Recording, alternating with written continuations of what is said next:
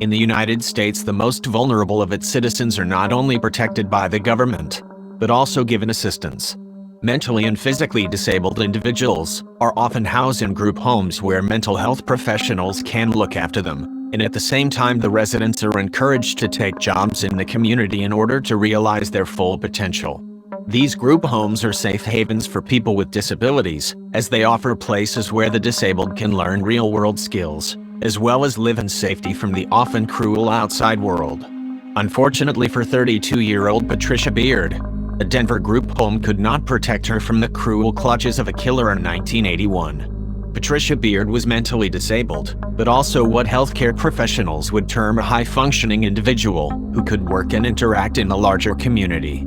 The Denver group home where she lived was one that was there to help its residents with their medications, jobs, and other daily functions, but it was also a home that stressed independence and therefore gave the residents a certain amount of freedom.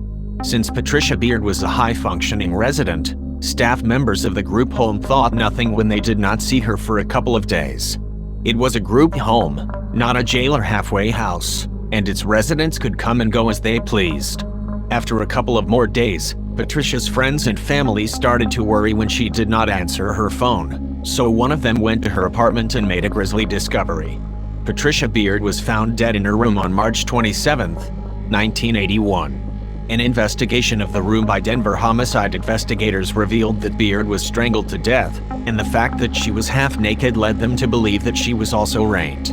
Vaginal swabs were later taken that confirmed that Patricia was raped before she was killed. The investigation then turned to creating a list of suspects, but the police were soon discouraged as they met several dead ends.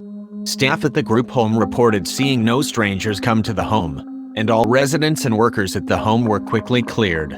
After searching the exterior of the group home, officers determined that the killer crawled into Beard's first-floor apartment through a window. Homicide detectives then believed that the killer was a stranger, but probably someone with a record for burglary, sexual assault, or both. Police began their investigation by searching through all their records of burglars and sex offenders, whose methods of operations matched the Beard murder. They were quickly let down when no credible matches were made. Unfortunately, no fingerprints of the killer were lifted from the crime scene, but samples of semen were taken from Beard's vagina and mouth.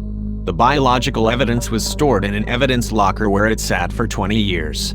The term cold case has become such a ubiquitous term in the modern lexicon that few to date do not know what it means. Both fictional and documentary television shows that focus on police departments using forensics to capture killers in cases that took place years prior and are therefore considered cold are popular fare. Many of these shows depict the work as glamorous, but the reality is that is often tedious, time-consuming, and just plain difficult. As depicted on some of these shows, over the last 15 years, as the science of DNA profiling has progressed with the CODIS system, many police departments have created cold case units to solve murders like Patricia Beard's. The Denver Cold Case Unit has proved to be one of the best in the world. The Denver Police Department's Cold Case Unit investigates both unsolved rapes and murders. The result is that the unit has solved more cold cases than any other similar unit in the world. With such an elite unit working on Patricia Beard's murder, it was only a matter of time until her killer was captured. But first the unit had to get the case, which almost did not happen. After Patricia Beard's apartment was processed, all of the items relevant to the case, such as the rape kit, were cataloged and then stored in the evidence locker at the Denver Police Department. There the evidence sat for 13 years until most of it, with the exception of vaginal swabs, was destroyed to make room for evidence from other cases. 1994 would prove to be an important year in the Patricia Beard case, not just because potential DNA evidence was saved, but also because that was the year that the CODIS database went online. In 2005, the Denver Police Department's Crime Lab and the Denver District Attorney's Office were selected to take part in a national study that investigated the impact of DNA profiling and the CODIS database on cold cases. With that, the Denver Cold Case Unit was born. As the unit moved through the remainder of the 2000s and into the 2010s solving cold cases, a detective rediscovered the rape kit from the Patricia Beard murder.